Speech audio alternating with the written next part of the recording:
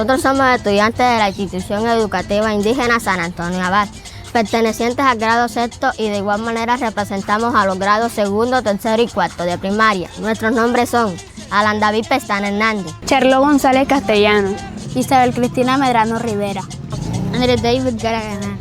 Hoy desde nuestra institución educativa, ubicada en San Antonio de Palmito, en la subregión del Golfo de Morroquillo, en el departamento de Sucre, realizamos un recorrido hasta el corregimiento de Pueblecito, perteneciente a nuestro municipio. Nuestra cosecha o investigación va orientada al fortalecimiento de nuestra identidad y del baile tradicional del pueblo zenú, charanga y guaracha. Vamos, acompáñanos en este bello recorrido de nuestra cultura zenú.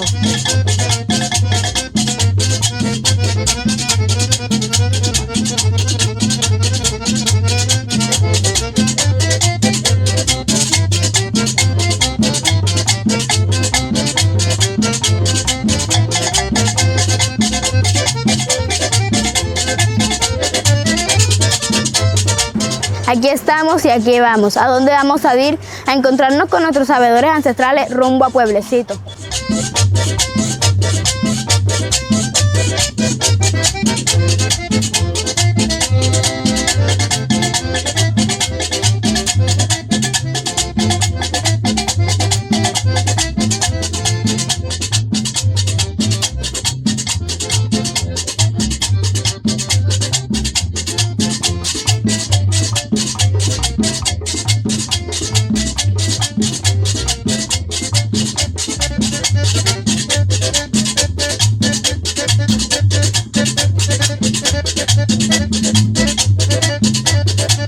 Hoy estoy aquí, mi nombre es Ruperto Almanza Pérez, oriundo de aquí de Pueblecito. Estoy hoy para acompañarlos en una pequeña charla de ese proyecto que, gracias a Dios, llevan por delante, sembrando identidad a través del baile del pueblo zenú, entre lo que tiene que ver con charangas y guarachas. El conversatorio que se va a hacer es sembrando los conocimientos, cómo era nuestra música, cómo es nuestra cultura, cómo eran los antes, cómo se bailaba esa música, porque aquí nosotros tenemos la identidad cultural, nuestra cultura, como es la música tradicional, tenemos el pito, la gaita, el acordeón, la guaracha, la cumbia y el merengue también se baila bastante. Lo que tiene que ver porro también. O sea, tenemos que dar todos esos conocimientos para que ustedes hoy, mañana, se apropien de ese legado, de ese derecho, de esos conocimientos, porque eso es lo que tenemos, eso es lo nuestro y eso es lo que nosotros hoy queremos para el bien de esta nueva generación como comunidades indígenas. Ya eso se está perdiendo lo que era de antes. Ahora tenemos a otra cultura, ya viene asociado con ustedes, con los profesores. Ya los profesores están unidos con nosotros, los indígenas. Ya trabajar juntos, lo que dice un compañero acá, la cosecha, eso hay que trabajarlo para no perder la identidad cultural que tenemos nosotros en las comunidades. Continuamos con el proceso en el cual nos encontramos en este contexto dentro de esta aula de clase.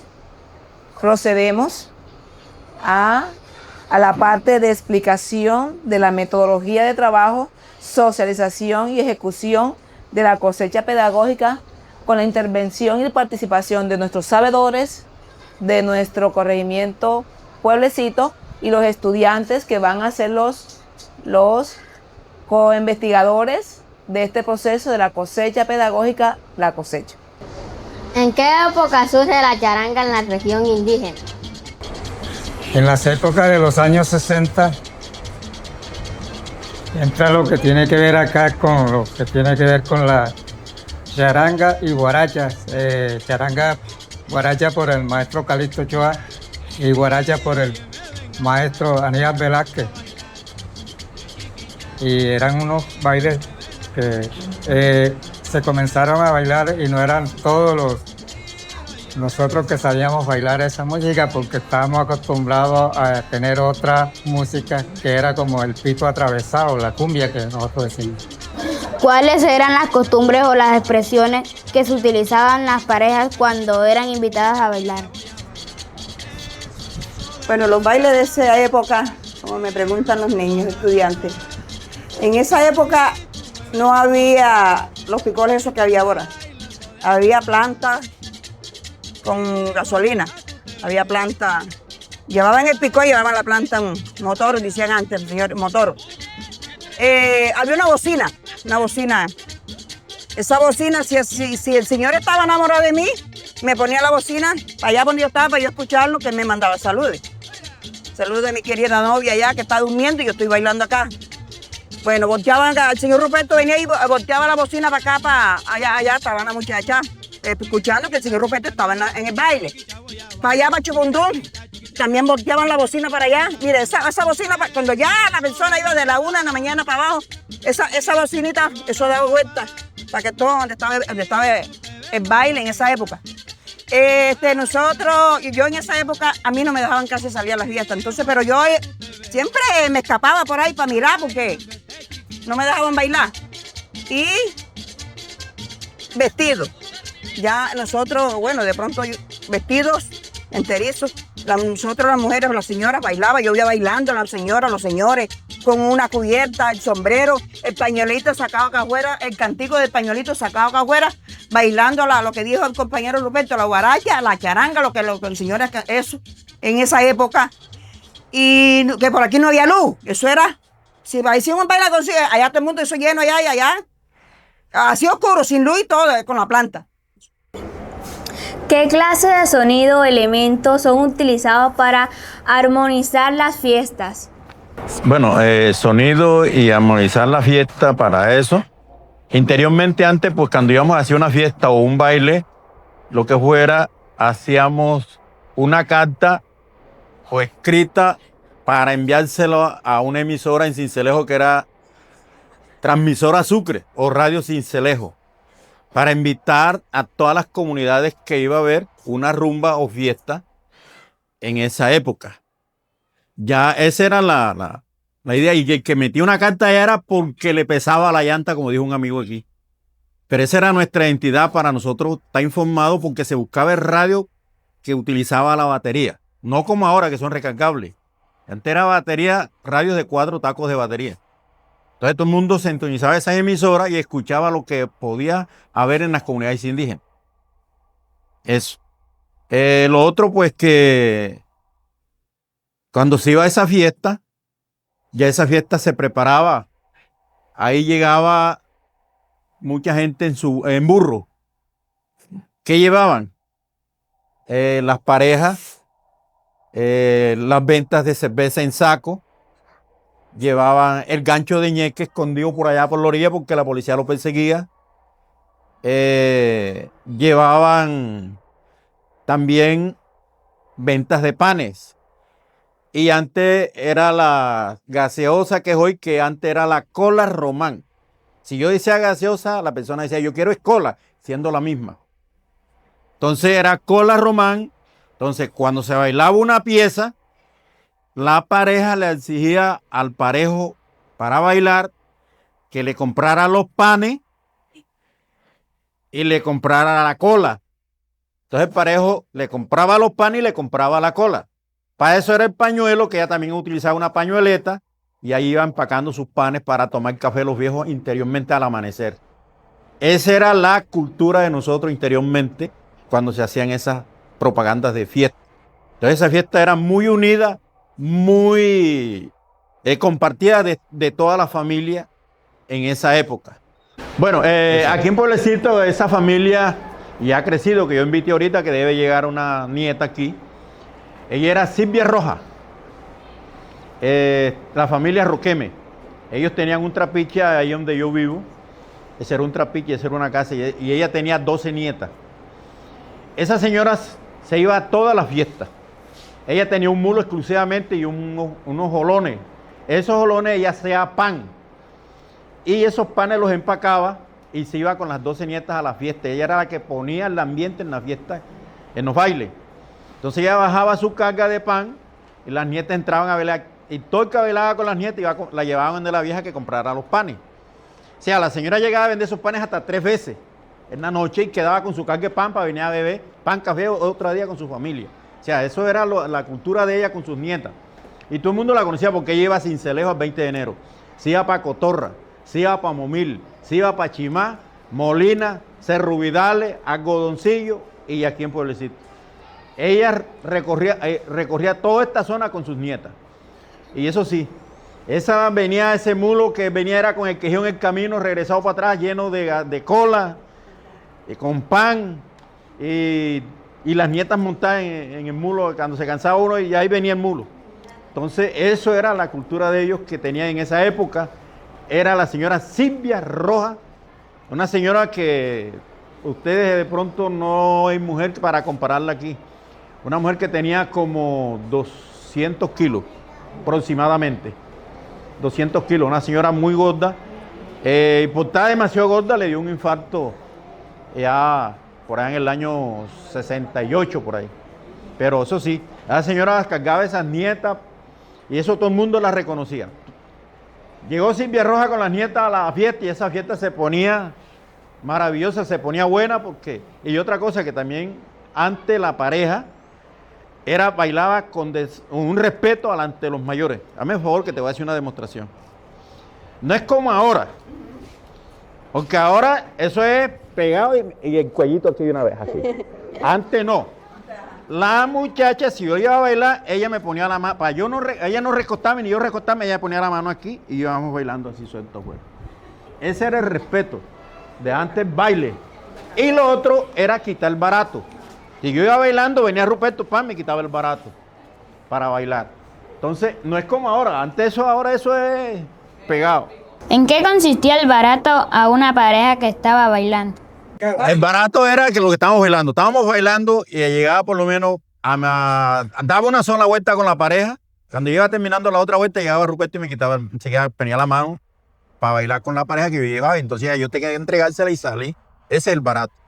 O sea que una pieza, una pareja bailaba con 5 o 6 hombres. Una canción. 5 o 6 hombres bailaban. Ese era el barato. ¿Qué mecanismo utilizaban para cobrar las bailadas? El mecanismo que usaban para cobrar las bailadas en esa época, por usos y costumbres, escogían 2 mujeres de la familia de donde era la fiesta, con una cinta roja y una aguja con hilo, y iba a donde estaba el parejo con la pareja bailando y le pegaba esa cinta para que ya estuviera identificado que ya había pagado la bailada. O un pinta uñas rojo y se iba donde estaba la pareja y le pintaba la uña del dedo pequeño. Y ya ese se sabía que ya había pagado su bailada. ¿Cuáles eran las costumbres o las expresiones que se utilizaban las parejas cuando eran invitadas a bailar? Bueno, en esa época los costumbres para el asunto de bailar en una fiesta, en un baile, el parejo llegaba y donde estaba la pareja asentada junto con su mamá o con su abuela, según con quien la había llevado a la fiesta, y le pedía permiso a la abuela o a la mamá y le decían, la invitaba, vamos a bailar ese disco. En esa época se decía ese disco. La pareja, la expresión de ella y sus costumbres decía, yo sí voy a bailar, pero si me compras los panes y me compras la cola. En ese tiempo la cola román al clima porque estaban debajo de la mesa donde estaban sentados la mamá, el que vendía la cerveza y el que vendía la cola. Esas eran las expresiones. Complemento lo que el compañero Ruperto estaba explicando. Para llegar a esa rumba y tener la pareja confirmada para ir a la fiesta, se concretaba en el día. ¿Cómo? A veces la niña o la joven salía a buscar el agua al pozo con una múcura o un bangaño para traer el agua para la casa. Entonces se encontraba con el parejo en el camino o novio, lo que fuera. Y vas para la fiesta, vas para el baile esta noche, sí. Bueno, entonces yo voy a ser tu parejo o yo voy a ser tu pareja. Entonces ya eso iba planeado para llegar a la rumba. Cuando llegaba a la fiesta, entonces ya pues había que ya no decirle nada a la joven porque para que la vieja no sospechara, sino que se le pedía el permiso a la que lo llevaba, si era la mamá o era el papá. Mire, me va a dar permiso para bailar con su hija. Pero ya eso venía hablado en el camino porque ya ella iba a buscar el agua con su múcora o calabazo. Ya se coordinaba y ya sabíamos que lo que sí iba a hacer en esa fiesta. Es cierto que las mujeres de esos tiempos, las mamás le decían que no debían de bailar gratis, ¿y por qué? Las mamás le decían cuando iban allá al baile, le decían, si tú vas a bailar tienes que traer cola y pan, si no, no sales más al baile. Y eso lo veía uno, que la muchacha tenía que buscar y pedir los panes y pedir la cola como diera lugar a bailando. Lo otro, que si los panes se agotaron, la señora vendía los panes, si los panes se agotaron, pedía la plata. Pedía la plata los 2,000, pero antes eran el peso.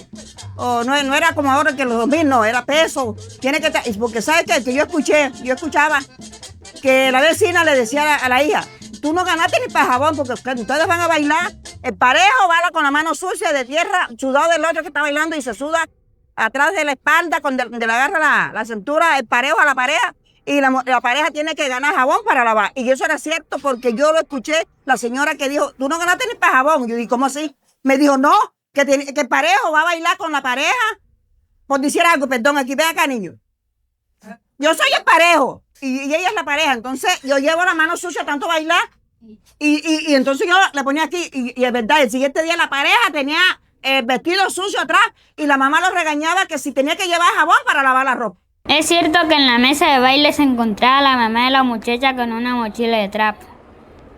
Bueno, mire, resulta que antes la mamá de la muchacha, el modo de vestir, lo que decía la señora ahora rato, es que las mujeres antes usaban su vestido, pero dentro del vestido tenían camisola con tira. Y entonces, ¿qué resultaba? Que ellas hacían una mochilita de trapo, como un bolsito. Entonces, ellos llegaban y hacían la gasa en la guinda de la camisola y se hacían una gasa y metían aquí así y sacaban la mochilita. Esa mochilita, para que lo que ella decía, que ganaba el parejo, no le compraba los panes, se acababan los panes y le daba la plata, ella le entregaba la plata a la mamá y cogía la plata y lo echaba en la mochilita esa, porque no se podía utilizar la plata moneda, porque le podía afectar el seno o algo. Ellas se cuidaban con esa mochilita de trapo y lo hacían ellas mismas. Y entonces cerraba la boquita como ahora mismo las que están por ahí, que uno le da el cordón. Igualito también ellas los trabajaban, pero eran pequeñitas, para usarlas de la parte adentro. Ese era lo que es la mochila que ellos usaban. ¿Qué pasaba cuando no se daba el barato? Esa pregunta de que dice qué pasaba cuando no se daba el barato, eso traía problemas, porque el que iba a pedir el barato era una regla y uso y costumbre que estaba bailando tenía que dar el barato. Y si no se daba el barato, el que estaba bailando no le daba el barato al que llegaba a pedir el barato, ahí se formaba una discusión y había hasta una pelea. Entonces, se pasaban, sí se daba en los bailes, pero eran poquitas cosas porque ya el que estaba bailando tenía conocimiento que tenía que dar el barato. Pero si no había el barato, había problema, había pelea. Como dice uno, había muñequera. Y antes los parejos usaban las camisas largas y de una vez era regazándose y llamándose a pelear por el triste hecho de no dar el barato. También a veces nosotros éramos conscientes cuando nos quitaban el barato. Iba el compañero y quitaba el barato y uno entregaba a la pareja.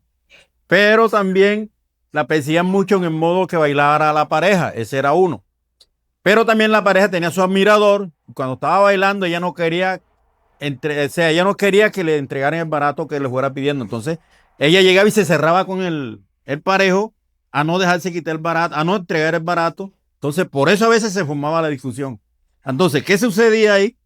Que se formaba la discusión con todos dos. Tanto con el parejo como con ella también. Porque era la responsable que ella no quería soltarse del parejo a bailar con el que estaba pidiendo el barato. Y se formaban las peleas. Entonces, en esas peleas no eran constantemente, pero cuando se daba, porque el indígena antes, en esa fiesta, que yo traje una peinilla que la mandé a guardar ahorita por ahí porque se podía alguno emborrachar, esas peinillas las utilizaban en la fiesta y todo el mundo bailaba con su peinilla en la cintura. Cuando eso se formaba la puñera o lo que fuera golpe, pero después venía cuando se viera la peinilla volando hacia arriba para levantar plan al que no quería entregar barato. O la muchacha también le metían sus planazos también porque ella fue la que cometió el error de formar la pelea. ¿Qué elementos utilizaban para sentarse en los bailes de esa época? Antes, no es como ahora. Ahora se hace una rumba y ahí sigue la lata. Antes no. Antes solamente se mochaban unas barebiumas o bien unas costaneras y se hacían banquillos y se ponía un banquillo allá. No mucho, 2 o 3 banquillos se cuadraban ahí y la gente se sentaba. El resto, la mayoría del personal, paradito como toca toda la noche. Porque el que tomaba su cerveza parado, la mujer también parada y toda y no tenían donde sentarse. Algunos que se sentaban, por lo menos la señora que llevaba a las parejas, de pronto ella llevaba una silla o 2 sillas para ella descansar, pero cuando ella se cansaba, le daba a la silla para que descansara. Pero se iban rotando, no era que era constantemente cargado un poco de taburete, era taburete, no era silla tampoco. Entonces cargaba su taburete y ella, cuando se cansaba uno, iban cambiando, iban ahí rotándose. Esa era la forma del asiento, pero no, para todo el personal no había silla, no había taburete para eso, sino. Entonces el personal se aguantaba parado y también, ¿cómo sería nosotros? Que en esa época empezaba el picó a las 5 de la tarde y esta hora se pagaba la hora, 50 centavos, una hora de picó, dice a uno, una hora de picó, ¿cuánto? No, 50 centavos, pagaba los 50 y hasta esta hora todo el mundo mandando horas, desde las 6 de la mañana. Una hora de picó, pagaba Ruperto una hora, yo pagaba una hora y ahí nos íbamos a esta hora y todavía estaban bailando, bebiendo ñeque y el dueño de la casa ya hacía un sancocho para los que amanecieran, mandando la hora de picó. ¿Cómo era la vestimenta de los hombres y las mujeres que llegaban a estas fiestas o bailes? Ropa, maquillaje, accesorios o prendas. Bueno, en esa época el vestuario era vestido, lo que dije hace rato, nadie usaba pantalón porque los señores dicen que el que usaba pantalón eran los hombres. Porque si había la pareja y todos eran hombres, los que están allá, los señores, los abuelos, los antiguos abuelos criticaban eso. Bueno, que los que estaban vestidos todos son hombres porque todos están vestidos de ropa de hombre. Era vestido y los hombres con su camisa y sus pantalones de terlenca o de otra que eran mandados a hacer, porque no compraban pantalones cosidos, sino mandaba a hacer. Y la pintura, eso se ponían los cacheticos rojos, rojitos. Ellos no se pintaban las cejas, ni se volteaban las pestañas, sino eran esos cacheticos rojos y los labios rojitos. Ella, de pronto en esa época, no es como ahora, la juventud ha cambiado y eso es bueno. Ellos van al contento de la pintura al color del cuerpo. En esa época no. Mire, esos señores, las abuelitas, no, de pronto las mamás no le compraban, ellas no se compraban su pintalabio, se lo compraban las mamás. Iban a Cincelejo, le traían el pintalabio, el que fuera. Un polvito que había así, el que fuera, ellas se pintaban y eso, bueno, uno sabía rarito en esa época. Porque no buscaba el tono del cuerpo de uno, porque ahora sí yo veo que las niñas se pintan ya, el cuerpo el tuyo que es morenito es otra pintura, la niña que es más clara es otra pintura. El pintalabio la misma cosa, pero en esa época la pintura eso era rojito, eso no teníamos nosotros más nada, y un gancho en el pelo, le traía la mamá a uno, iba sin celes y le traía esa flor así, se lo ponía uno tiene que ponérselo. Y los vestidos le ponían una ruedita así que era una encaje, pero delgadita. Eso le ponían de todo en las mangas por aquí. Eso usaban esos señores antes en los vestuarios y uno no decía nada. Bailaban, comíamos los panes, bebíamos la canción, hasta la cola. Eso en esa época en los vestuarios que hicieron el vestido. ¿Por qué en esas épocas se usaban en los vestuarios de las mujeres los colores fuertes? En esa época, porque de pronto los señores eran que buscaban los colores. Ya antes no había vestido, ellos no iban sin celer, no, sino por en corte. Le traían lo que era azul, rojo, amarillo, verde. Esos eran los colores que los señores, era que le provocaba que la hija se ponía ese vestido a ese color. Se lo mandaban a hacer. Como ellos querían, con manga, con cuello. Y entonces uno, bueno, vestido era en tela gruesa. ¿Y qué hacían los señores? Le compraban una pollerita por dentro que uno iba, que le decían que ahora le dicen en agua, que esa hora ya casi no se escucha. Y los zapatos eran también traídos de los papás. Eso no eran de que vamos a comprar zapatos allá, no, era que los papás era que compraban todo eso para poder ir a la fiesta y con los vestidos esos que dicen pero un traní. Los vestuarios que compraba, uno no compraba vestidos, sino los abuelos compraban la tela y mandaban a hacer los vestuarios a mano, porque antes no había máquina. A mano cosían con aguja y el hilo cosían la tela, los vestidos. ¿Qué productos se vendían en las fiestas de esos momentos? La bebida en esa época de esa fiesta, la cerveza era sacada del saco, caliente, no cargaban cava, no cargaban hielo, y la botella era de este largo así, pescuezona, una cerveza caliente, nada de eso, era ahí, ¡tac!, bebiendo cerveza sacada del saco. La gaseosa era lo mismo, cola. Pero también llegaba un señor de Guaymí, Alejandro Sierra, en un burro, y traía los moldes de hielo de Sincelejo. Y tenía un galón, no era plástico como ahora, no. Un tanque en madera. Lo picaba ese hielo y le tiraba el colorante ese y azúcar y eso hacía. Entonces, cuando hacía calor o uno se iba a tomar refresco con eso. Tenía los vasos puestos arriba de la mesa o lo que llevara, lo ponía arriba, el fresco. Había otro señor que le decían la agonía del pavo. Ese utilizaba un molde de hielo, y aquí el señor Faustino Peña también, un molde de hielo, traían su molde de hielo y componían dos colores, uno amarillo y uno rojo. Entonces cogían el cepillo y entraban a darle, necesito un cepillo, un cepillado. Entonces cuando sacaban eso de ahí, le metían un palito, pintaban de este lado rojo y de este lado amarillo. Mire, la gente salía contento ocupándose esa vaina de dos colores. Eso entusiasmaba mucho, eso era la fiesta. Eran los señores, el señor de esa agonía del pavo y el señor Faustino Peña, eran los que recorrían vendiendo, y el señor ese de Guaymí con su guarapo. En Nofrito se había también dos señoras que andaban de fiesta en fiesta, como dice alguien por ahí. Era América Cruz vendiendo empanadas. Y la señora Ana Rosa de Algodoncillo también vendiendo las empanadas en esa fiesta. Y entonces ese también es otro cuento muy bueno, que cuando ese fogata estaba y se formaban las peleas, tenían que estar ya pila, porque cualquiera corría, agarraba un tizón, prendió y se lo ponía al otro caliente, prendió para la pelea. Entonces, ellas se cuidaban mucho en esas ventas de empanadas. Eran las dos señoras que recorrían toda la fiesta vendiendo en esa época las empanadas. Y de comida también, así muy poco. Bueno, depende de cómo era la rumba. Porque si era un matrimonio tradicional, ahí sí había comida. Si era un bautismo de casa, también había buena comida. Pero si era un baile por celebrar un baile, ahí sí no había, solamente comían los que iban a atender el picó, dice a uno.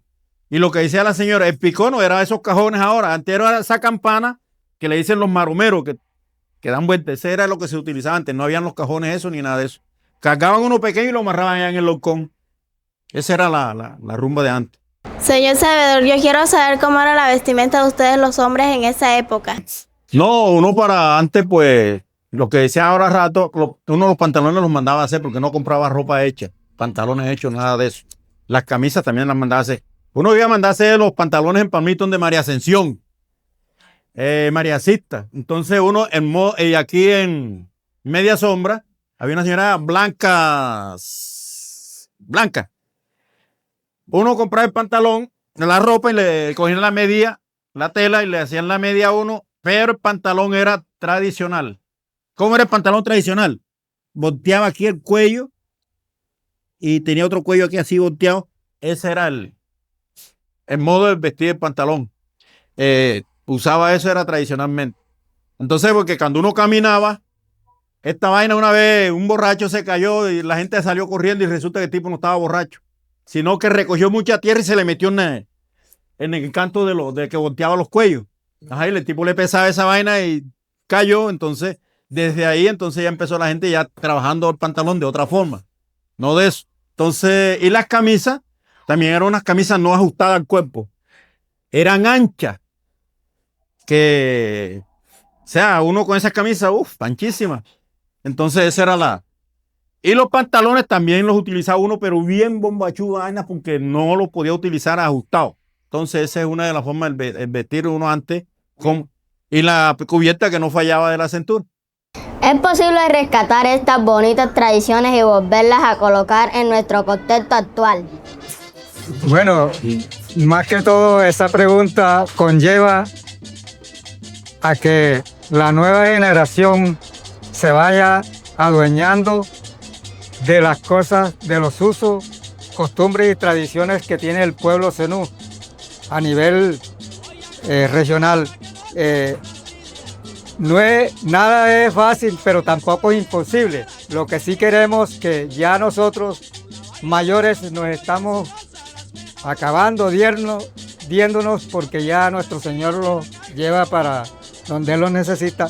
Y queremos que ustedes vayan aprendiendo y anotando porque de ahí nace para ir concientizando en los colegios, en las instituciones como Pueblecito y las demás, a nivel de resguardo, de que se tenga que leer, se le tenga que meter al alumno, a la alumna, ese conocimiento para que no se pierda esas tradiciones que tenía el pueblo zenú. Ya hemos perdido varias, pero ya no es difícil, pero tampoco es fácil, pero depende de las orientaciones, de las concientizaciones que tengamos todos en general, desde el padre de familia, desde los educadores y los alumnos que también le presten atención a eso para conllevar de que no pierdamos nuestra cultura. Inclusive, este es algo, el sombrero volteado, que nos tiene a nivel nacional y a nivel internacional para que hoy tengamos un valor que tenga buen provecho dentro de la comunidad en general indígena, del pueblo zenú. Para eso estamos trabajando, concientizándolo ustedes los jóvenes, para no perder esos usos y costumbres, o si se llega a desaparecer, no somos pueblo indígena. Pero la idea es que de pronto ustedes no lleguen a eso que nosotros vivimos, pero quedan con un conocimiento cómo éramos, qué utilizábamos, porque ustedes por lo menos hay que demostrar muchas cosas. Antes también había una fiesta, una rumba, y no había picó porque solamente eran muy poquitos los picoles que habían. Entonces, si yo hacía una fiesta, usted conoció la radiola. Esa radiola se le ponía un disco de esos, un CD de esos, como que es un don play grande, y pasaba uno la noche bailando y se agrupaba un poco de gente. Esa era una. También había otra que uno buscaba una cartulina y hacía una bocina estilo un picó, y buscaba una aguja y buscaba los discos, y entonces uno ponía una varilla de hierro, le enrollaba trapo en esa parte y enganchaba esa aguja, da vuelta, o sea, uno mismo entraba, no utilizaba batería, sino uno mismo dándole vuelta al clavo ese para que le diera vuelta al disco. Y eso tocaba igualito una radiola. ¿Oíste? Eso lo puede hacer uno, eso lo puede uno fabricar. Eso una cartulina le hace estilo con una, y entonces en la punta abajo le pone una aguja de esas que usaban los picoles y un disco, y uno le ponía ahí y entraba uno a darle, y eso escuchaba usted mismo, Alejo Durán, toda esa gente lo escuchaba uno, mire, y ahí pasaba uno la noche con un poco de gente bebiendo y alegraba la fiesta con eso. Ya eso, muy poco, pero vamos a practicarlo si posiblemente yo me acuerdo cómo se hacían las roscolas esas que él dice. Queridos sabedores, tanto ustedes como el cuerpo docente, como estudiantes que venimos tras esta investigación, sabemos que la charanga y la guaracha no es netamente del pueblo zenú. La pregunta va dirigida: ¿qué instrumentos ustedes conocieron primero en ese sonido, con ese ritmo, y cuáles le adaptaron finalmente para la que hoy nosotros conocemos o escuchamos a través de los ritmos musicales que implementó Aníbal Velázquez, entre otros cantautores? La fiesta, más que todo acá, era en pito atravesado. Se hacían las fiestas, por lo menos, vamos a llevar un conjunto de pito atravesado, vamos a invitarlo para hacer la fiesta aquí en Pueblecito, hacerlo en Algodoncillo, o en cualquier casa, pagar una manda. En ese momento se utilizaba unos santos, dice uno, estaba San Ramón, San Simón del Caracó, estaba la Virgen del Carmen, que todavía existe por ahí. Hacían esa manda y no había picó, sino buscaban el conjunto de Pito Atravesado para la noche de cumbia. Entonces la gente bailaba era la cumbia de Pito Atravesado, estilo la rueda, se hacía rueda de fandango, igual a una rueda de fandango, el Pito Atravesado bailando. La gente bailando alrededor del conjunto. Entonces, esa era la música. Lo otro, si no había eso, aquí había unos señores que tocaban el acordeón, pero una música que era de acá. No era la que, como ahora. Ahora cualquiera habla el acordeón, toca un disco de Miguel Durán, de Enrique Díaz, de toda esa gente. Antes no. Acá estaba por lo menos el señor Mateo Salcedo, aquí en la granja, tocaba el acordeón. Estaban los Contreras en bomba, que todavía hay algunos por ahí que tocan, que dejaron sus legados. También venían de Palmito, papá de junto Oscar, Joselito. Siempre Joselito venía en esa fiesta por acá con el acordeón. O sea, mucha gente. Venían los zapatas, viejos zapatas, no los zapatas de ahora. Venían de Momil a tocar acordeón por acá, a las fiestas también, hacia los bailes con acordeón. Ese era lo que había antes. Después cuando ya vino los artistas grandes, por lo menos los que están mencionando, Aníbal Velázquez, barranquillero. Alejandro Durán, sabemos que es de Paso Cesar, de por allá. Andrés Landero, San Jacintero. Calixto Ochoa, sabemos que es ahora, pero también se incluyeron acá. Entonces, como no se escuchaba otra clase de música, sino ellos, con eso no se hizo esa música. No es como ahora, que ahora por lo menos ya esa música la están tratando de apartarla, y por eso entonces nosotros hemos dicho, acá la organización indígena ha dicho, bueno, vamos a revivir ese baile de guaracha con esas músicas y el Pito Atravesado, lo que podamos revivir. Entonces, pues se ha dedicado mucho a enseñar lo que es la guaracha, porque el indígena antes también era muy salsoso con la guaracha. Por eso sabemos que eso es de Barranquilla, pero toca porque eres la única criolla, porque no viene de África. En cambio que las otras músicas vienen de África, de otras partes, y nosotros pues, como somos aquí una etnia, pues valoramos mucho la cultura de la costa caribe.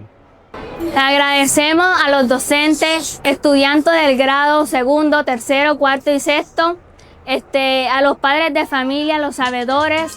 Le agradecemos también al profesor Domingo Flores Castillo. Le agradecemos a la INESA, a ADCEPAL, a Secretaría de Educación Municipal, a la INESA de acá, institución Pueblecito. Cerrando esta jornada, un poco el conocimiento acerca de la cosecha de la guaracha. Ya sabemos que es una música pues, que está en nuestro territorio indígena. Hoy aquí en nuestra institución educativa Pueblecito y en el resguardo indígena en un cabildo que se llama ¿cómo? Pueblecito, ¿cierto? Estamos acompañando de los alumnos de octavo y noveno grado de esta institución, conociendo un poco de los sabedores y de esta tradición de la guaracha. Esperamos que esta tradición, pues, a partir de esta cosecha se siga cosechando más, siga transmitiéndose de generación en generación y pueda ser incluida dentro del pacto histórico de la educación municipal, de la educación ancestral que tenemos acá en nuestro territorio. Creo que a partir del próximo año, después de instalado esta cosecha en San Antonio Abad, en la INESA pueda ser incluida como una agenda, digamos, de investigación de grado en grado hasta llegar a un 10º grado. Agradecido de cada uno de estos sabedores pues, que intentaron volver al pasado y traernos la guaracha presente, sus espacios, su memoria y todo lo que concierne en el tema de la guaracha.